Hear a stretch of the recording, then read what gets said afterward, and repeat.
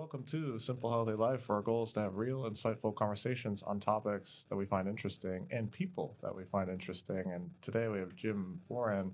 And Jim, yeah, I mean, a remarkable individual who biked across the country at the age of 63. And yeah, I met Jim through a good friend not too long ago, actually, and he started to share his story. As many of our guests, that's kind of the way that they navigate their way onto the show. And yeah, I was really fascinated by a lot of different things about his story, and so I don't want to reveal or speak too much for him, but Jim, welcome. Thanks for being here, and I'm just curious to maybe give a little bit of a rundown on your story in general. Okay. Well, first of all, thanks for having me. And yeah, my story is bicycling. I've always been a bicyclist all my life, from paper routes as a kid to when I worked at the Pilgrim Nuclear Power Station. I bicycled there every day, rain, shine, winter, summer, spring. I was every day on the bike unless there was snow on the road. But then when I left there, I got into a position where I was on the road working at hospitals throughout New England and the country, as a matter of fact. So bicycling, I kind of got away from it. But then I realized that every hotel I stayed at has a stationary bicycle in the gym.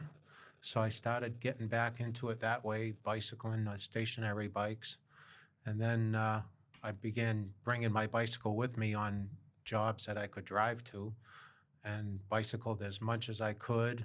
And I got on that bicycling app, Strava, which you can record all your miles on it. And before long, I was bicycling 10 to 12,000 miles a year.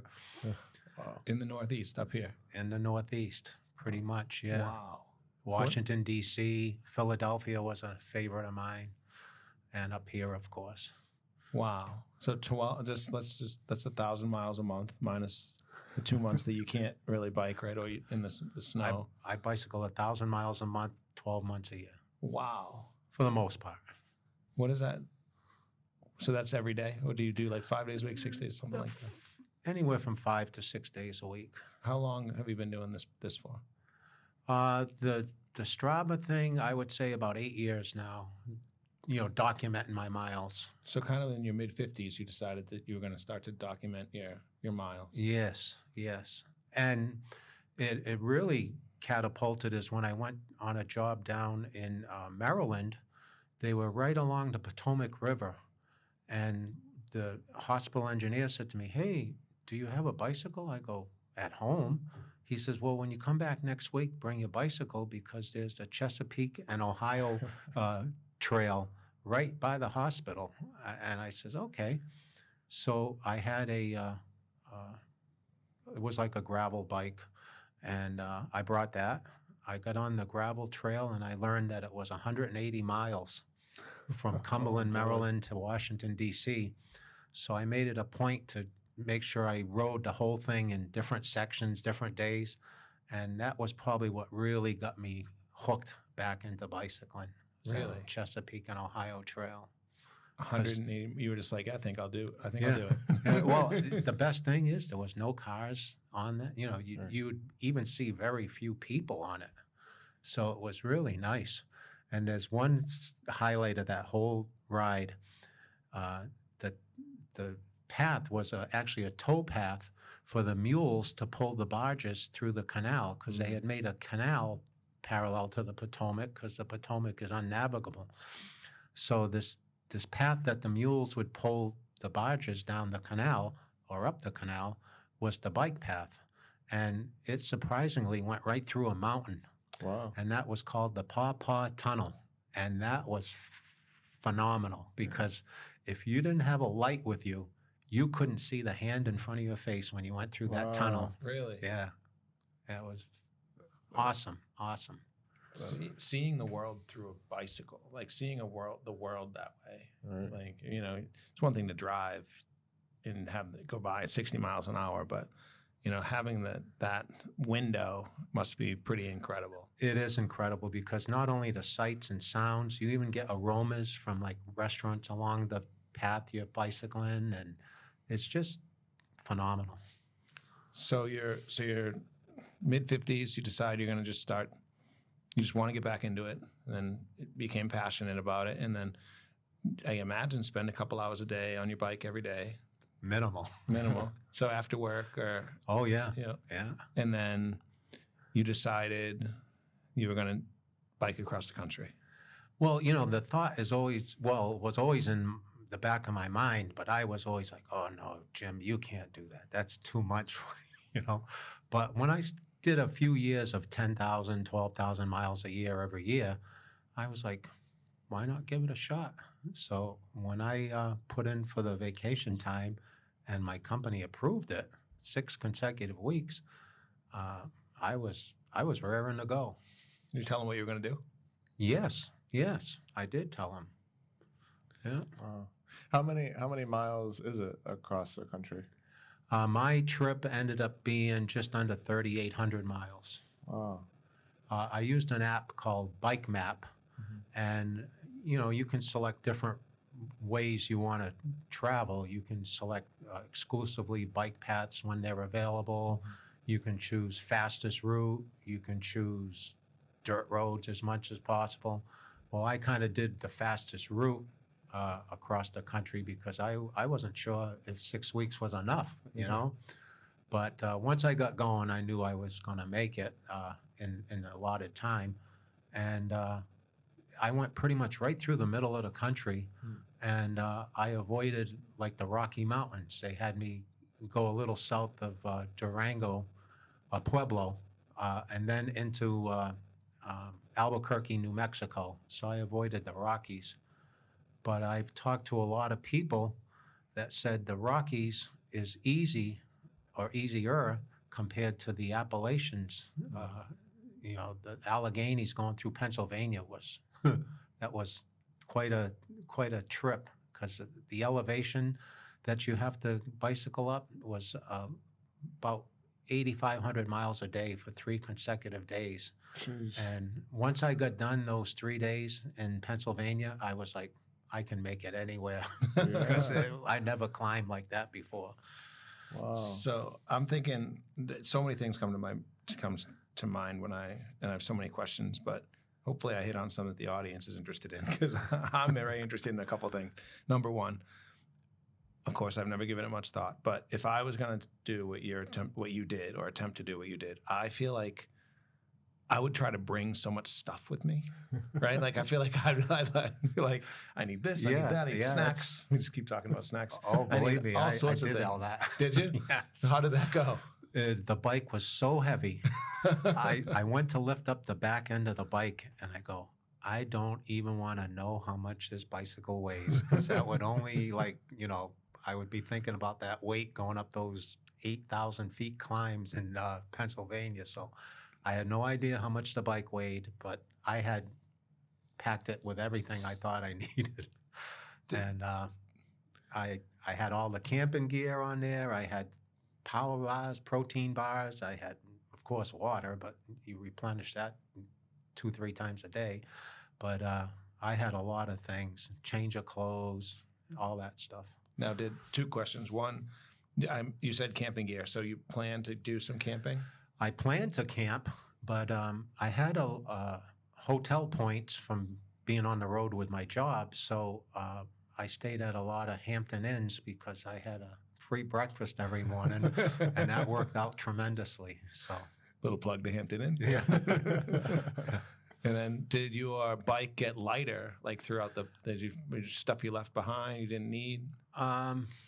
There was nothing I said, gee, I wish I had brought, because I had brought everything that I needed. It's just I could have lightened the load a lot, but looking back on it. But no, there was nothing I said, gee, I wish I had brought that. I had everything I needed. Okay. So all right. So then you're just bicycling. I mean, X number of miles a day. I mean, how much did it actually end up being per day? I averaged 126 miles a day for the first 26 days.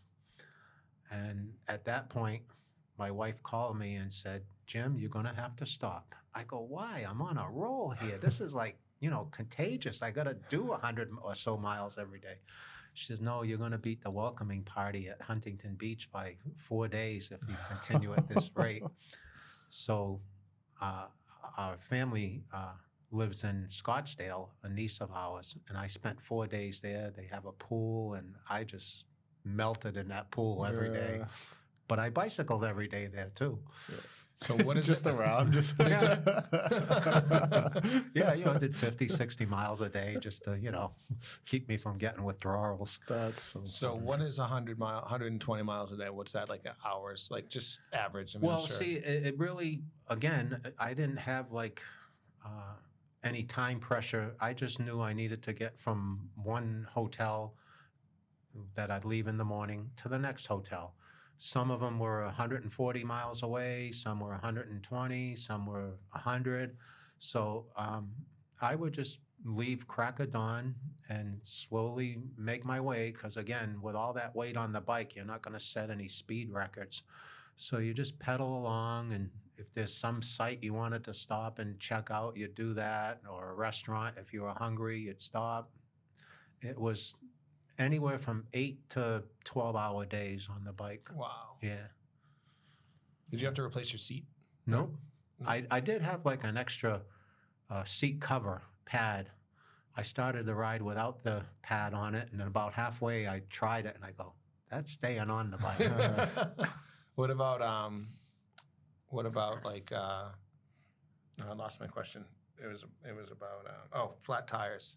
I had 4 flats, and they were relatively easy as far as I didn't mess around with trying to patch the tube. I just tossed the tube and put a brand new tube in, and I was on my way in minutes after getting a flat. And give us a story. Give us something that like where you're in a hairy spot. Anything that you didn't think you were going to make it or any of that? Again, it's almost like the entire trip was surreal, because I was never at any point feeling, oh, this is a bad spot to have a flat, or one of the flats I remember getting into Pennsylvania, and I made it to the hotel, and when I got off the bike, I said, gee, let me feel this back tire. It was half flat. So it was, it was going to be flat the next morning, but I changed it right there in the hotel. I had 2 like that in hotels. There was one on the side of the road, but it was out in the middle of Kansas, out in the middle of nowhere. And that one was almost like I was filming a tumbleweed going across the road. And I didn't realize it, but the tumbleweeds will drop like, they call them goat's heads. They're like basically a briar in a bundle. Well, I ran over one of those when I was filming the tumbleweed, and that gave me the flat tire. So I was on a dirt road at that point. Wow. And you brought some camping gear. Were you ever able to camp out? Yes. I wasn't planning to camp out, but I put the hotel address in, and it ended up being Parker, Kansas. And I pedaled into Parker, Kansas, and it happened to be like 10:30 at night when I got into the town, out in the middle of nowhere. And I get to the address, and it's a vacant lot. And a couple houses down from there was some locals out in their yard talking, and I went up to them and I said, hey, was there a hotel on this corner? And they said, yeah, but not for years. So I said, hey, I passed the park. Do you think I could camp over there? They said, that's what we would do. So I set the tent up in the park. It was probably 11 o'clock by that time. Set it all up. I finally settled in. It was probably about 12:30, 1 o'clock in the morning when I fell asleep. I think it was 2 a.m. A train went by, and it shook the ground. It woke me right up, and the train is blowing its whistle at 2 a.m. Dogs are barking, and it was like I couldn't believe the train was blowing its whistle at 2 in the morning. So I finally fell back to sleep after that. And lo and behold, the same thing happened at 4 a.m. with the train. This time, roosters joined in with the dogs barking, and it was just too much for me. So I packed up 4 in the morning, got on the bike, and pedaled to the next city that had a hotel, 100 and some miles away. Yeah. I feel like that family's like chuckling. Yeah. Well, the other thing is, houses in the area, I noticed they would blast music when the train was coming by because they didn't want to listen to the train either. So it was very memorable. Yeah.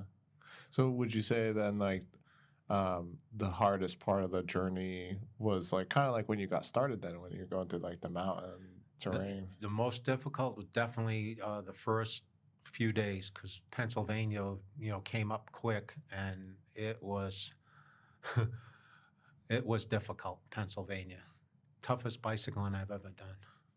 What were your thoughts like at the time? I mean, were you like, oh boy, like I regret doing this?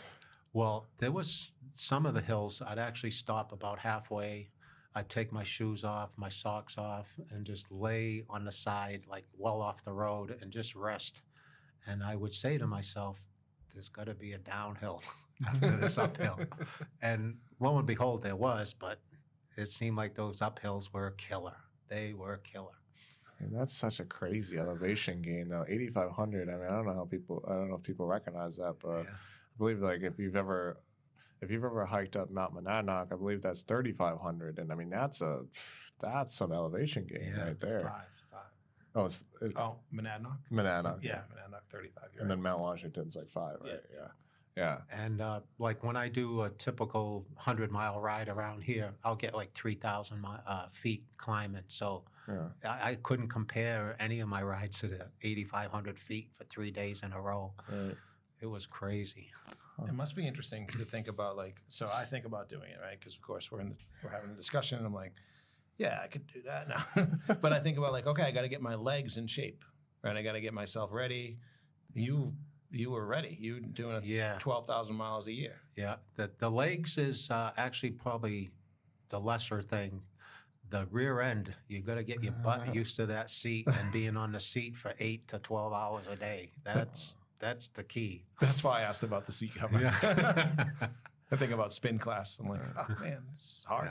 We must have those pants, like padded pants, bike pants. I had the padded pants, of course, but backing up to the very first day.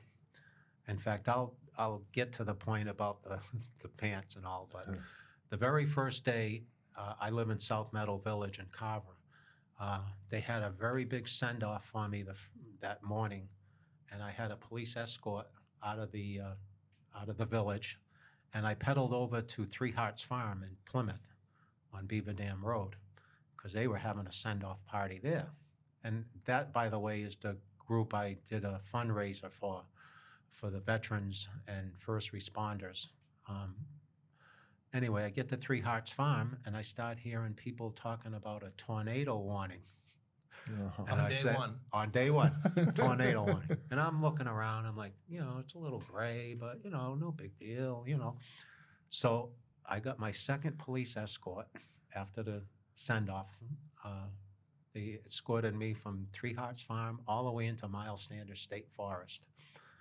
And once they left, I pedaled through the forest. I had my nephew join me for the first 100 miles or so, and a friend of mine also joined me. So there was 3 of us for the first few miles. Well, once we got out of the forest, the skies opened up like you could not see the hand in front of your face type of rain. And I put up with that type of rain the whole first day. And needless to say, I was soaked. I mean, I was soaked like you read about. And trying to pedal a bicycle with soaking wet shorts and the padding and all that, it was a mess, to say the least, after the first day. Did you run into any weather like that later on? I had half a day in Pennsylvania and all the climbing of rain, good steady rain, but nothing like the first day. And only one other day was in Arizona. I was up in the elevation, and it was quite warm, but not like overbearing heat, and it was raining, and that was so welcome. in Payson, Arizona. That was the only 3 days I had a rain, and the last day was like, I hope it rains like this every day for the rest of the ride. Tell the audience, if you don't mind, and me, what were the dates of this ride? August 18th, I left Three Hearts Farm, 2023. 2023, and I arrived in Huntington Beach September 23rd. And that was after taking 4 days off. So I always tell them, I could have been there on the 19th. You know? But, Wow. Incredible. Yeah. So was there, aside from like the mountains right at the start there, were there any other like tougher terrains, or was it mostly just smooth sailing? there was one kind of I would call it somewhat dangerous area in Arizona. There was absolutely no room on the side of the road for bicycles. It was a paved road. And those Arizona drivers would race by you, and it felt like they gave you like 3 inches. You know, like it was a little hairy there. Thankfully, that didn't last too long. I even there was a police officer on the side of the road, like just monitoring traffic, and I went up to him. I said, "You know, a lot of the states I pedal through, they have signs saying, please allow 3 feet for bicyclists." I said, I noticed Arizona doesn't have that. He goes, you're right. Well, yeah, I can say I just was in Arizona last week, and yeah, I could tell they're not the best drivers. Yeah. Sorry, Arizona. Did you happen to see? Sorry to change topics real quick. Did you happen to see the fully autonomous Ubers out there? No, Taxis? No, I haven't seen it. Didn't In see Vegas, yes. Yeah, there was something they there. they were in Vegas to. Yeah, they're definitely in Arizona too. Like Yeah. leaving the airport, like just get in. There's no driver. Yeah. Well, I heard about that. That's why I started buying Uber stock, because I'm like, that's pretty good. That's a pretty good idea. I think that's pretty good. So, the only thing I can compare it to is like people that do the Appalachian Trail. That's on my bucket list as well. Is it? Yes. Okay. So when I think about that, and I have never done the Appalachian Trail, although I've done quite a bit of it, like in pieces. What's it like just being alone, just being, for 3,800 miles? I guess I'm the type that being alone didn't bother me, especially. Again, it was so surreal. I had like 400 Facebook followers that were following my page on the ride across country. And they were all, messaging. I'd get to the hotel at the end of the night and I'd try to respond to all these questions and messages. And I felt like I had 300-400 people with me on the ride the whole way across country. It was surreal, that's all I can say. What an amazing feeling. Yeah. Feel supported like that. And I would do Facebook Live videos. And the one that everyone it was amazing how many people watched it and liked it.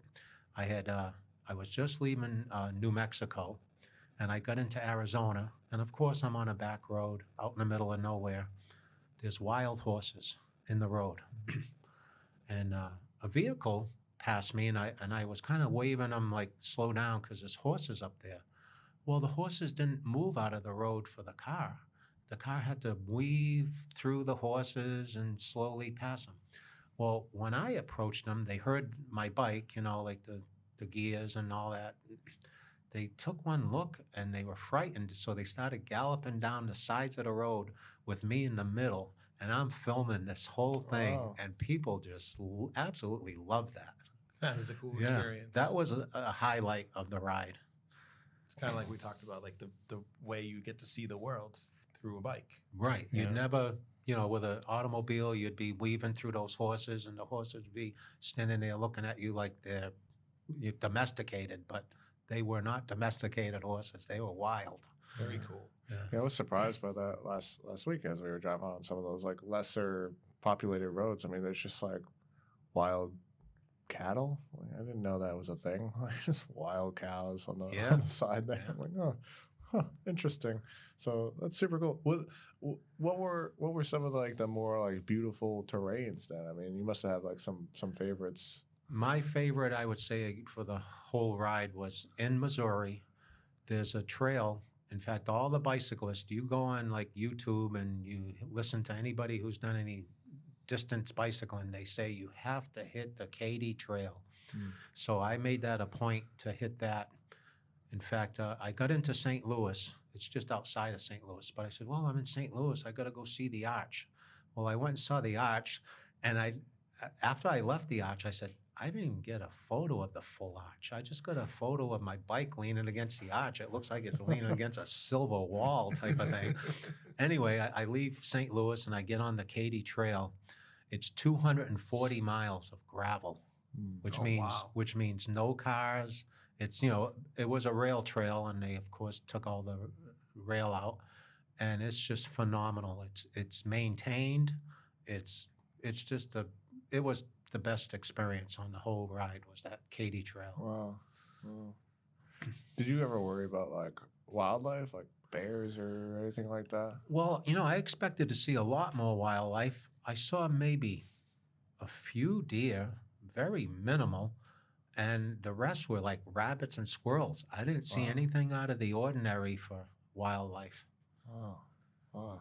That's incredible. Yeah, so it was like, yeah, you spent all this time like leading up to this big trip, and it was kind of like serendipitous. It just kind of seemed to work out quite well. I mean, very minimal setbacks, although hard. I mean, not to not to downplay it. This is like obviously extraordinarily hard and an amazing feat, but yeah, it all kind of worked out for you. It definitely did. I mean, I wouldn't hesitate to go again. In fact, if I can get the time off when I retire, I'm going to do it again. So it wasn't that bad. Yeah, amazing. And your wife supported you? Yes. Oh, yeah. She was very supportive. I had friends also supporting me. Like one of them, he's a techno geek. He was telling me what areas are going to have cell phone coverage and what areas weren't on the ride. I had a friend that was doing the weather. They knew which city I was going to hit the next day, and they'd give me the forecast for the ride. And it was just unreal. And to do it in August, I was anticipating some really hot days. Every city I pulled into at the hotel, they would say, good thing you weren't here 2 weeks ago. We had one heck of a heat wave. Wow. And I was like, this is not bad. Maybe 90, 92 a couple of the days, but there was none of that blistering heat, nothing. Even in Arizona, it wasn't bad. Wow. Did you, any stories that you didn't tell your wife just because it was? Well, yes. I was pedaling along this road, and it wasn't overly busy, but I said, I'm going to cut across the grass and get up on that sidewalk. Well, unbeknownst to me, the grass was much lower than the sidewalk, but you couldn't tell because the grass had grown up. And when I hit the edge of the sidewalk, I flew over the handlebars. I didn't hit the sidewalk, thank goodness. I hit the opposite side of the grass, and I kind of laid there for a minute saying, hey, I'm not hurt. Yeah, nothing happened, honey. And, in New Mexico, I got chased by 8 dogs. I counted them. 8 of them were chasing me. And I said, apparently there's no leash law in New Mexico. You pedal fast. Very fast. Probably I set a record on speed that day. Another interesting thing when I got into New Mexico, the bike app that I was going along with, the GPS, directed me to get on the highway. And I was like, why is it directing me on this highway? Well, as I got on the highway, I saw a sign. It said, bicyclists, please use breakdown lane. And I was laughing to myself like, oh, gee, it's a good thing they had that sign because I was going to use the high-speed lane. But it's legal to bicycle on highways. And I was a bit, taken aback. I was like, bicycle on a highway? Well, it turned out it was the most safest spot I've ever bicycled because you had like a 10, 12-foot breakdown lane in width. It had a rumble strip. Wow. So if any car was coming up behind and hit that rumble strip, you immediately, would get off to the side. Not that that ever happened, but I had 12 feet. You don't get that on most roads, any road for that matter of fact. So it was like very, very safe pedaling on a highway, believe it or not. Huh. Wow. Then you get to Arizona and you get nothing. Yeah. Well, it was, I think in New Mexico when it directed me on the highway, there was no other like back roads that paralleled where I wanted to go, so it allowed bicyclists to go on the highway. And yeah, it was, and the same thing in California. And when I got into California, they were building a new section of Route 10. So the old section had all the vehicle traffic on there doing their 70, 80 miles an hour. And I got to ride the brand new highway that was all laid down. It should have been open, but it wasn't. And I had miles and miles of a highway all to myself. And I was just like, this is never going to happen again. That's amazing. That's so cool. Yeah, since so then you must have like, I mean, you're a pretty social person. You must have met some like amazing people along your journey. I had met, you know, a couple of bicyclists here and there, and they were making the trip across, which, you know, we kind of exchanged our stories, which was kind of uneventful.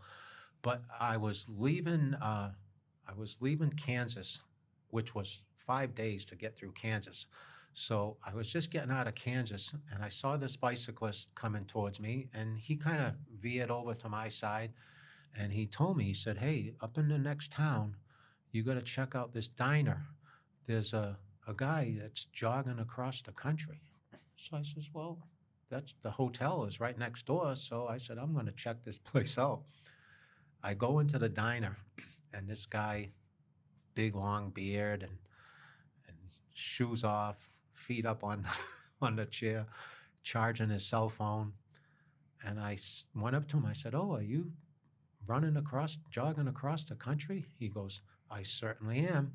And he shows me his hat, which was Bubba Gump. You know, he goes, I'm the Forrest Gump of Germany. I'm the German Forrest Gump," is how he said it. So I says, "Well, you know, what's your story?" He says, "Well, I started in New York on bicycle. I bicycled to LA. I left the bicycle behind, and now I'm jogging back to New York." He was pulling this little like kiddie trailer behind him. Wow. And he had all his camping gear and food and supplies in there. So he was, you know, telling me all about his story. You know, he's the first one who ever did a triathlon around the world. He holds a world record for that and numerous other world records. And I said, "Well, I know this guy who did 50 consecutive marathons." And without hesitating, he goes, "I've done 70. And I was like, "Okay." And the more I got to learn about him, he made it back to New York, obviously. And the next day was the New York City Marathon, so he ran in that. Oh my God. He took a couple months off after that, and then he did 120 consecutive days of a triathlon and set the world record for that. Wow. So, you know, in talking to him, I was like, all I'm doing is bicycling across the country. This is easy compared to what this guy's doing. But yeah, I guess he's a motivational speaker, and he's quite an interesting character. Wow. Oh. Yeah, isn't that so interesting too? I mean, here you are doing something amazing, and then you like meet this next caliber of like insanity, and you know, there's always someone. There's always someone. I wanted to ask him. I said, "But who are you fundraising for?" Right, right. Well, that's the real question. I mean, how is he not working? How is he able to do that 120 days? I have no idea. Yeah. So then, all right. So then you get to the welcome party. How was that? I don't think I heard about how that went. Well, you know, my wife orchestrated all friends, former coworkers, present coworkers. There was probably about 20 people at Huntington Beach. And there was also a veteran there that was thanking me up and down for doing the ride for veterans. I pretty much, you know, hugged and kissed everybody, and then I made a beeline right to the ocean, and I dipped my tire in the ocean because that's, you know, one of those things you do when you do cross country. Dip the tire in the Atlantic, and then you dip the tire in the Pacific.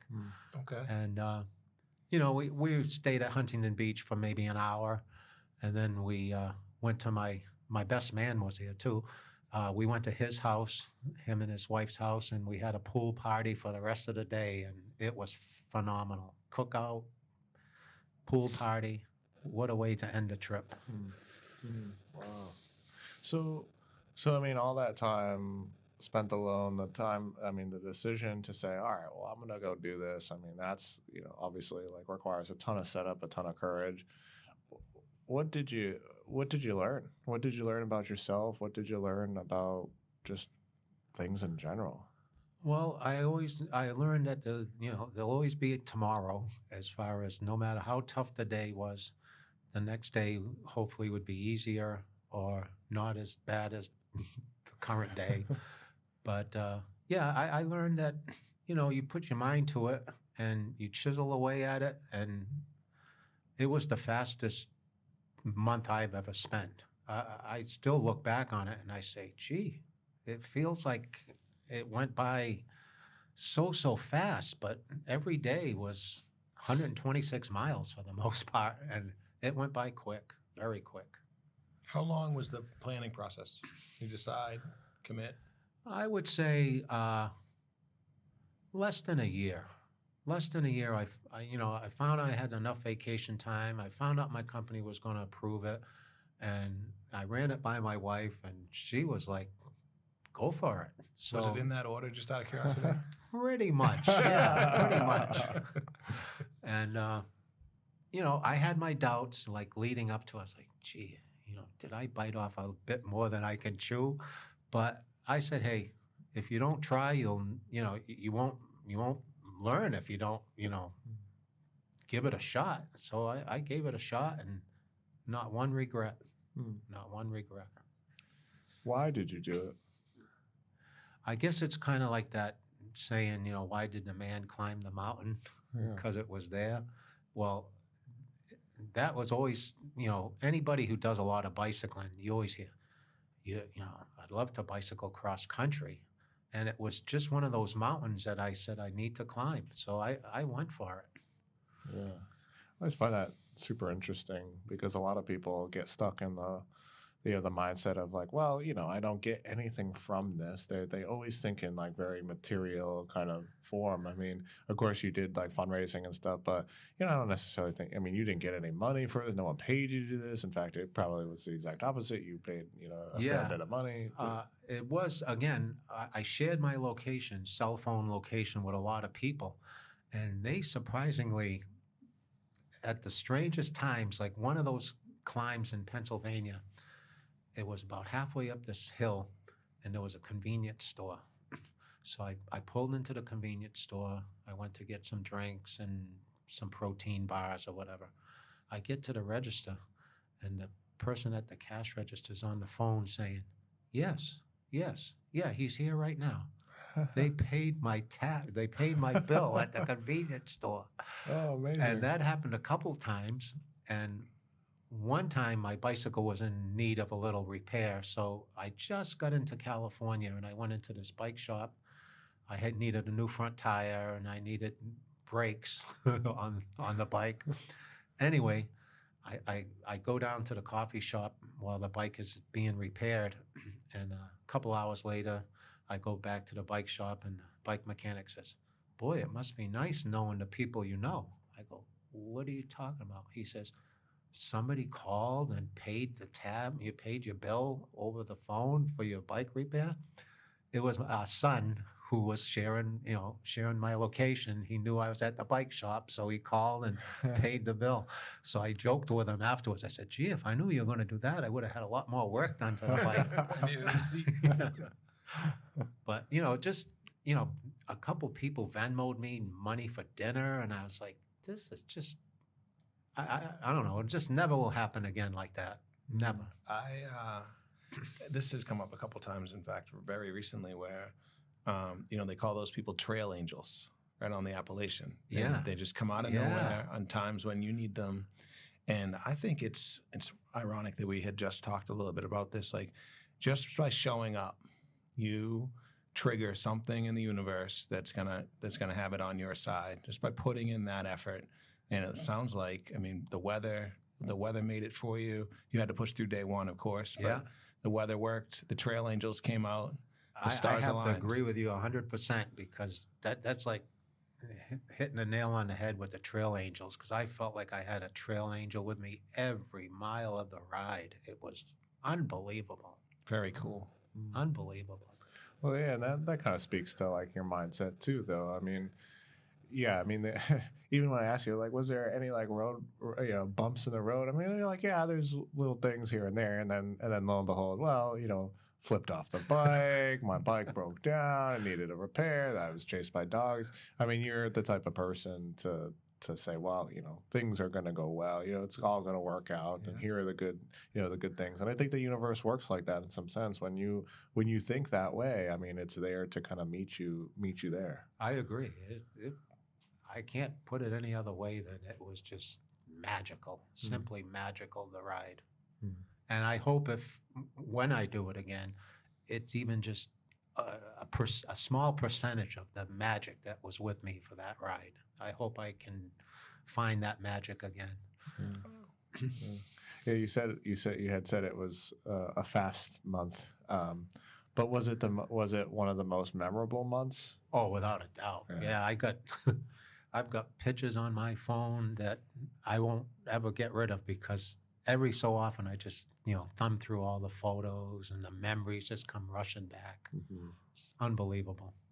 It's so ironic that you had to put in so much work to do this, but but you loved it, so it wasn't work. Right. But somebody else would say, oh my God, that is a tremendous amount of work. But it's like, goes back to that saying, right? If you do what you love, right. It's not. It wasn't work. It wasn't, regrettable, nothing. I talk to people when I tell them, oh yeah, I bicycle about 10,000 miles a year. And they go, we don't even drive that much. So that's comical in a way. Kind of back to that question. This is a question that just came up in my mind when we were talking. What's your route look like on a daily basis? Like, do you have like 100-mile route you do around here? Pretty much. I try to mix it up because, it gets boring if you follow the same route. But one of my favorites to do 100 is, I leave Carver and I head to Plymouth and then down to the Cape Cod Canal. I follow the canal to the railroad bridge end, pedal through Onset and Wareham and into Rochester, Marion, into New Bedford, stop by, see my brother, and then pedal home is 100 miles. Oh my God, that's like a cross-state trip. And then, I'll mix it up and, go a different route. But, you have I have a Garmin on the bike, which shows you your mileage. So, you're looking at the mileage and say, well, I can go over here and, do a loop and get back, and I should have close to 100. And I live in South Meadow Village, so if I need like another 10 miles, I circle around all the South Meadow Village and get another 10 miles, and it's amazing. That's incredible. So you do that. You do that on days that you work. How do you do that? Days off, I tend to do the long rides. The year 2023, when I did the cross country trip, I actually did 75 centuries, which is 75 100-mile days. Oh my God. Again, I'll never duplicate that. Best year probably was 30 or 40 leading up to that, centuries. So and again, I bring my bike with me when I work. If some days I have like an off day where there's nothing going on at the hospital, waiting on parts or whatever, I'll get on the bike and do a century. Like down in DC is phenomenal bicycling. Another city that is surprising when people hear about it, but probably one of the best bicycling cities is Philadelphia. And I used to do a lot of centuries in Philadelphia. Wow, incredible. So what's next? Good question. I was telling friends I wanted to bicycle down to Florida, but different things came up for vacation time, so I won't be doing that this year. But third week in June, I'm going to pedal up to Littleton, New Hampshire, and that should be fun. I have a friend up there who really kind of, back when I was in my mid-50s, really got me into bicycling because I was getting into it, but he was into it, and he really was a enthusiast. So I'll go up and pay him a visit. And how about in the far future? Well, I think when I retire, I'm going to do another cross country. I've always told friends I want to do a postage stamp, and they go, "What's a postage stamp?" I go, "Well, you bicycle down to Florida, then from Florida you go to California, then from California you go to Washington State, then from Washington State you head over to Maine, or, and then close the postage stamp." And they're like, "You're crazy." Wow, that's Well, incredible. It certainly appears as though anything you set your mind to, your universe will have your back. Yes, I'm looking forward to that. Those universal angels, boy. Yeah, great. Well, so is there any other things that you would hope to like messages you'd hope to pass on, or for other people who are, we have a lot of people who listen to this who just are looking to, I don't know, they're just looking to improve themselves or just improve their health or improve whatever it is. Like I said, we talk a lot about like mindset stuff, but do you have any like messages to the audience, maybe, or people thinking about doing something, taking a leap? Well, the message I uh, give to a lot of people that say, "Oh, I could never do that. I can only do 2 or 3 miles a day. On the bike, I just can't do it." I say, "Well, you got to look at it this way. Anything beats sitting on the couch. Mhm. Anything." Yeah. So that's what I tell them. And the other saying I always use is, "Get on your bikes and ride." Yeah, yeah. Well said. Just take the actions. Yeah. Nice. Cool. All right. Well, do you have a way to follow you? I think you have like a Facebook, that kind of stuff. Facebook, we created a page back there in August. Jim Forand's Ride Across America.